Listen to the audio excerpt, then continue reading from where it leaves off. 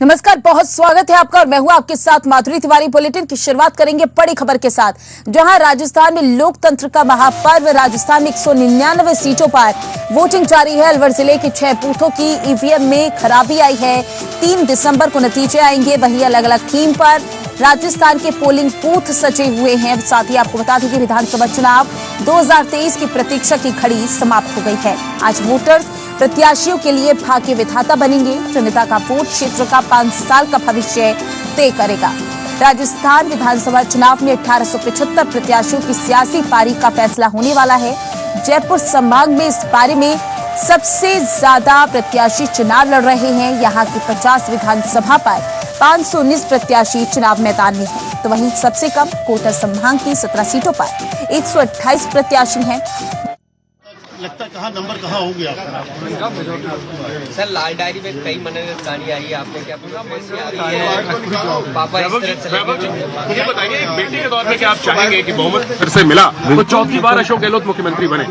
मुख्यमंत्री का फैसला हाईकमान पार्टी विधायक कर। वो तो आप पार्टी के नेता के तौर पे बोल रहे हो, मैं कह रहा हूँ बिल्कुल बेटे के तौर पे पार्टी का नेता ही खड़ा है ना भैया। देखिए, हम लोग तो अशोक गहलोत के बेटे से बात कर रहे हैं, तो उसके तौर पे हाईकमान विधायक तय करते हैं। सचिन पायलट जिस तक कमी है, अगर पूरा देखा जाए तो वो जो कोशिश की गई थी दिखाने के लिए कि सचिन और गहलोत एक साथ खड़े हैं, हम सब एक हैं, सब एक हैं। कोशिश किया गया कि दोनों सब एक हैं, सब वो बोल रहे हैं आप, लेकिन आपको लगता है? मैं कह रहा हूँ हम सब। सर, आप मारवाड़ में रहे, जोधपुर में प्रचार किया, क्या रिस्पॉन्स आपको लगा है? शानदार। मैं तो पूरे मारवाड़ में झांझा गया हूँ, शानदार। पूरे राजस्थान में कोटा संभाग में गया, चांता बारा हो, सब जगह शानदार रिस्पॉन्स। आप देखिएगा।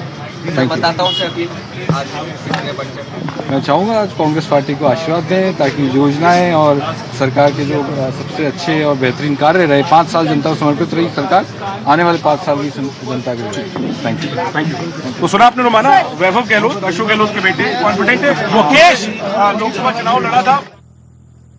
तो आपने देखी तस्वीरें कि अशोक गहलोत के बेटे वैभव गहलोत पहुंचे, अपने मत का प्रयोग करते हुए सभी दिग्गज नजर आ रहे हैं। मतदाता भी मतदान केंद्र पर पहुंच रहे हैं और अपने मत का प्रयोग कर रहे हैं। 1875 उम्मीदवारों की किस्मत का फैसला आज ईवीएम में कैद हो जाएगा और जो नतीजे हैं वो 3 दिसंबर को आने वाले हैं। तो देखिए, दौसा जिले की 5 सीट पर 43 प्रत्याशी चुनाव लड़ रहे हैं। तो वहीं जोधपुर संभाग में प्रत्याशियों के आंकड़ों पर नजर डालें तो जोधपुर जिले की 10 सीट पर 82 प्रत्याशी, जालोर की 5 सीट पर 44 प्रत्याशी, पाली की 6 सीट पर 53 प्रत्याशी, तो वहीं बाड़मेर की 7 सीट पर 62 प्रत्याशी, जैसलमेर की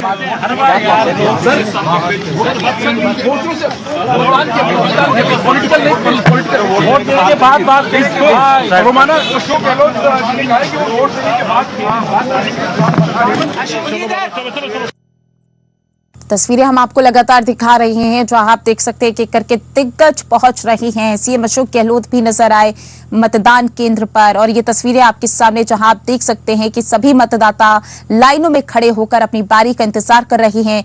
सुरक्षा के भी कड़े इंतजाम किए गए। और ज्यादा जानकारी के लिए हमारे संवाददाता मनोहर सिंह हमारे साथ जुड़ चुके हैं।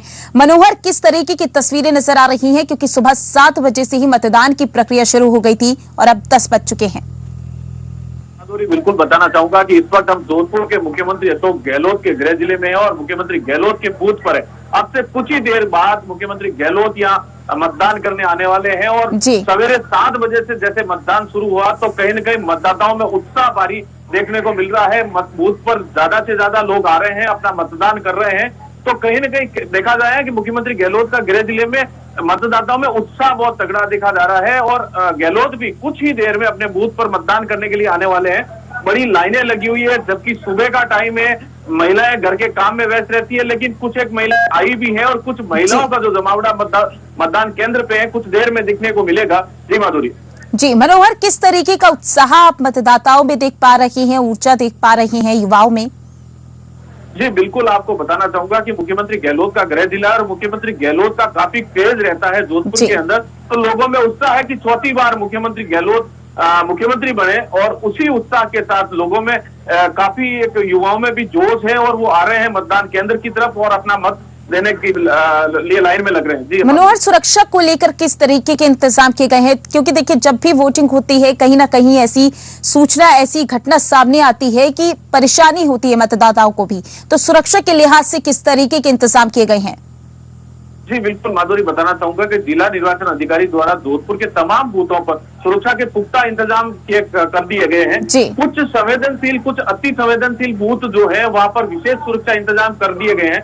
और हम जहाँ खड़े हैं इस वक्त, यहाँ भी आप देख सकते हैं कि बूथ के बाहर और बूथ के अंदर भी पुलिस तैनात है और सुरक्षा व्यवस्था तमाम पुख्ता कर रखी है। कहीं न कहीं देखा जाए तो सुरक्षा के लिहाज से भी निडरता और निष्पक्षता के साथ मतदाता जो है मतदान कर सके, इस भयमुक्त होकर मतदान कर सकते हैं, इस तरह से पूर्ण व्यवस्था कर रखी है। और कुछ ही क्षण के अंदर मुख्यमंत्री गहलोत के आने का इशारा मिल गया है। गैस की तरफ काफी मीडिया का भी जाना हो रहा है कि गहलोत कभी भी बूथ की तरफ आ सकते हैं। जी माधुरी। जी मनोहर, क्योंकि देखिए राजस्थान में जो सबसे बड़ा मुद्दा है वो रोजगार का है।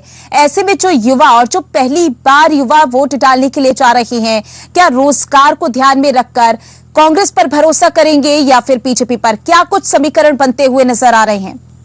माधुरी, इस वक्त ये सब कहना कहीं न कहीं जल्दबाजी होगी, क्योंकि जिस तरह से दोनों ही पार्टियों ने अपने अपने संकल्प पत्र, भाजपा का ले लो चाहे कांग्रेस का जो घोषणा पत्र था, इन दोनों के अंदर युवा कहीं न कहीं उलझा हुआ है। लेकिन जैसे कांग्रेस की गारंटी की बात की जा रही है तो निश्चित तौर पर ये कह सकते हैं कि कहीं न कहीं रोजगार की संभावना दिख रही है और युवा रोजगार की तरफ जाना चाहता है। और इसी बात को लेकर कहीं न कहीं मतदान भी हो रहा है। एक विशेष बात आपको राजस्थान के लिए कहना चाहूंगा कि मुख्यमंत्री गहलोत ने जो ओपीएस को लागू किया है, उसको लेकर कर्मचारी जो कहीं न कहीं ये मान सकते हैं 70 से 80% कर्मचारियों का वन साइडेड ओपीएस वोट को लेकर वीडियो भी वायरल हो रहे हैं। जी माधुरी। जी मनोहर, क्योंकि देखिए यहाँ पर पीएम मोदी प्रचार प्रसार करते हुए नजर आए। हमने देखा तमाम रैलियां संबोधित की पीएम मोदी ने और अपनी खुद की गारंटी भी दी पीएम मोदी ने। दूसरी तरफ उसी तरफ सीएम गहलोत ने भी 7 गारंटियां दी।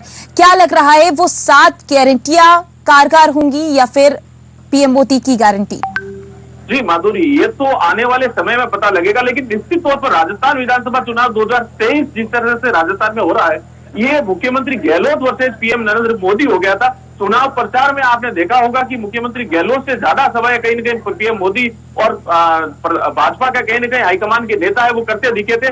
तो निश्चित तौर पर भाजपा का जमावड़ा रहा और ये मुख्यमंत्री गहलोत वर्सेस पीएम मोदी चुनाव राजस्थान का होने जा रहा है। और कहीं न कहीं इसका प्रभाव भी देखने को मिलेगा, क्योंकि जिस तरह से कांग्रेस जो दावा कर रही है इस बार राज नहीं रिवाज बदलेगा, तो कहीं न कहीं टक्कर में है। इस तरह मुख्यमंत्री का दावा कहीं न कहीं इतना साफ होता दिखाई नहीं दे रहा है, इतना सरल नहीं है कि एक तरफा वो सरकार बनाने जा रहे हैं। कहीं न कहीं टक्कर राजस्थान में है, स्पष्ट कहा नहीं जा सकता। जी बिल्कुल कहा नहीं जा सकता है, क्योंकि इस बार जो मतदाता है वो भी मौन है। ऐसे में देखिए जो ये चुनाव है काफी दिलचस्प हो जाता है, क्योंकि देखिए हमने देखा है कि तमाम चुनावी सभा की गई कांग्रेस और बीजेपी की तरफ से। यहाँ पर एक पनौती शब्द काफी ट्रेंड किया गया राजस्थान में। ऐसे में उसका खामियाजा कांग्रेस को भुगतना पड़ सकता है और क्या इसका फायदा बीजेपी को मिल सकता है? क्या लग रहा है? बिल्कुल, राहुल गांधी द्वारा जो पनौती शब्द जो अहमदाबाद के अंदर मैच के दौरान मोदी जी गए और उनके नाम पे पनौती जोड़ के लिया था, उसका खामियाजा कहीं न कहीं कांग्रेस को भुगतना पड़ेगा, क्योंकि जो युवा फैन है मोदी जी के और क्रिकेट के फैन है और उससे जोड़ के ये पनौती शब्द कहीं न कहीं राहुल गांधी ने यूज लिया है, तो निश्चित तौर पर यहाँ कांग्रेस को इसका भुगतान करना पड़ेगा। या हालांकि युवाओं में जो चर्चा है वो कहीं न कहीं देखने को मिल रही है। जी बिल्कुल, कहीं ना कहीं जो युवाओं में है काफी चर्चाएं देखने को मिल रही हैं। जो पुरुष मतदाता है और महिला मतदाता है, कौन कौन से चुनावी मुद्दे ध्यान में रखकर वोट डालने जा रहे हैं? उनसे कुछ बातचीत हुई है आपकी? निश्चित तौर पर माधुरी, मैं बताऊंगा, आप जोधपुर की मारवाड़ की बात करें तो मारवाड़ में क्या है कि आरएलपी तीसरा फ्रंट भी है, जिस आरएलपी ने एएसपी से गठबंधन कर रखा। तो यह जातीय समीकरण हावी रहते हैं, कहीं न कहीं विकास के मुद्दे गौण हो जाते हैं जब जातीय समीकरण सामने आते हैं। तो जोधपुर जिले की भी 5 से 7 सीटों पर कहीं न कहीं आरएलपी के उम्मीदवार उतरे हुए हैं और वो आज की तारीख में 3 से 4 सीटों पर कहीं न कहीं भाजपा और कांग्रेस दोनों के समीकरण बिगाड़ते नजर आ रहे हैं। जिससे एएसपी साथ जुड़ी है तो कांग्रेस को भी नुकसान हो रहा है। तो इस बार कहीं न कहीं तो विशेष रूप से जोधपुर की 10 विधानसभा सीटों के ऊपर जो आश्चर्यचकित इसका नतीजा होगा सामने, क्योंकि पिछली बार भिलाड़ा विधानसभा की हम बात करें तो आरएलपी की बदौलत कांग्रेस जीत गई थी, गोपालगढ़ के अंदर आरएलपी जीत गई थी। इस बार गोपालगढ़ के अंदर वन साइडेड बताया जा रहा है कि आरएलपी और कांग्रेस में टक्कर है और कांग्रेस कहीं कहीं विजय कर रही है। तो इस तरह से राजस्थान और मारवाड़ की बात करें तो मारवाड़ में तीसरा फ्रंट आरएलपी हनुमान बेनीवाल का कहीं बड़ा प्रभाव है। इसकी वजह से भाजपा और कांग्रेस दोनों का गणित कहीं ना कहीं खराब हो रहा है। जी मनोहर, क्योंकि बीजेपी और कांग्रेस के बाद भी बहुत सी अन्य पार्टियां हैं, क्या लग रहा है कि इस बार किसके वोटिंग प्रतिशत पर सबसे ज्यादा असर पड़ने वाला है? यहाँ राजस्थान के अंदर मारवाड़ के अंदर विशेष रूप से कहीं ना कहीं काफी सीटों पर भाजपा और कांग्रेस को आरएलपी नुकसान पहुंचाएगी, लेकिन कुछ सीटों पर बात करें तो भाजपा को ज्यादा नुकसान हो रहा है, कांग्रेस को कम नुकसान हो रहा है। तो इस वजह से अभी कुछ कहा नहीं जा सकता, लेकिन निश्चित तौर पर आने वाले समय में जो स्पष्ट होगा, क्योंकि हनुमान बेनीवाल पिछले 5 साल से सक्रिय रहे हैं, हर छोटी से छोटी आमजन की परेशानी के अंदर खड़े रहे हैं। इसके लिए उनको कहीं ना कहीं जो 18 साल से 35 साल का युवा जो है वो उनके हनुमान बेनीवाल के साथ है, और विशेष रूप से जाट समाज से जो व्यक्ति आता है वो बेनीवाल के साथ एक तरफा है। और तो ये वोट जो है भाजपा का कोर वोट हुआ करता था, वो नुकसान कहीं ना कहीं भाजपा को मिल रहा है। जी मनोहर, किसान मतदाताओं का जो मूड है वो किस तरीके का नजर आ रहा है? क्योंकि देखिए ये भी एक अहम वोट हो जाता है किसानों का। जी मैं आपको बिल्कुल माधुरी बता दूं कि जिस तरह से किसानों की वोट की आप बात कर रही है, तो किसानों का वोट लगभग ये माना जा रहा है कि इस बार कैंडिडेट के ऊपर जा रहा है। जिस क्षेत्र के अंदर अपना कैंडिडेट है उस पर ज्यादा ध्यान दिया जा रहा है कि कैंडिडेट अपना है, समाज का है, तो उस सामाजिक जाति जनगणना के अनुसार या जातीय समीकरण के अनुसार अपने कैंडिडेट के ऊपर वोट ज्यादा दिख रहा है किसानों का। लेकिन कुछ वोट जो है किसानों के भी साइलेंट है, तो आने वाले समय में 3 तारीख को ये पता लग पाएगा कि किसके पक्ष में किसानों का मत गया। जी, क्योंकि मनोहर देखिए पीएम मोदी ने खुद अपील की है कि ज्यादा से ज्यादा लोग वोट डालने के लिए पहुंचे, जो वोटिंग प्रतिशत का रिकॉर्ड है इस बार टूट जाना चाहिए। तो उस तरीके की तस्वीरें क्या राजस्थान में नजर आ रही हैं इस समय? जी माधुरी, अभी तक सुबह का टाइम है, लगभग 10 बजने को आ रहे हैं, 10 सवा 10 हुई है, अभी तक इतना कहीं न कहीं नहीं दिख रहा है। लेकिन ये धीरे धीरे जैसे दोपहर होगी तो कहीं न कहीं ये जमावड़ा दिखेगा, क्योंकि लोगों में सोशल मीडिया की हम बात करें तो सोशल मीडिया के माध्यम से जो चर्चाएं हो रही है, तो इस बार मतदान प्रतिशत कहीं न कहीं पिछली बार का रिकॉर्ड तोड़ते हुए नजर आ रहा है। जी बिल्कुल, देखना होगा इस बार जो मतदान प्रतिशत रिकॉर्ड है वो टूटता है या नहीं टूटता है, क्योंकि देखिए तमाम व्यवस्थाएं की गई हैं। लेकिन कुछ जगह पर ऐसी भी जानकारी सामने आई है कि ईवीएम मशीन में भी खराबी देखी गई है। जी बिल्कुल, कहीं न कहीं ऐसी सूचनाएं आ रही है, जिसको जिला प्रशासन जो है, जिला निर्वाचन अधिकारी मॉनिटरिंग कर रहे हैं और जल्द से जल्द ठीक करा रहे हैं। कुछ एक जगह पे ऐसी घटनाएं हुई है जो कर रहे हैं, लगातार कहीं न कहीं मॉनिटरिंग हो रही है, और निश्चित तौर पर समय के साथ मतदान की बात कही जा रही है। जिला निर्वाचन अधिकारी ने स्पष्ट संकेत दिए हैं कि कहीं भी किसी तरह की परेशानी नहीं होगी, और ईवीएम की जो अलग से व्यवस्था है वो पीछे के पीछे गाड़ी चल रही है, और जो एक्स्ट्रा टीमें हैं वो इस पे वर्क कर रही है। जी बिल्कुल, देखिए सुरक्षा के लिहाज से इंतजाम किए गए हैं, और जो पार्टियों की दिक्कत है वो भी वोट डालने के लिए पहुंच रहे हैं। ज्यादा जानकारी के लिए हमारे साथ बने रहिएगा मनोहर। रुकेंगे छोटे से ब्रेक के लिए, ब्रेक के बाद होंगे जल्द हाजिर।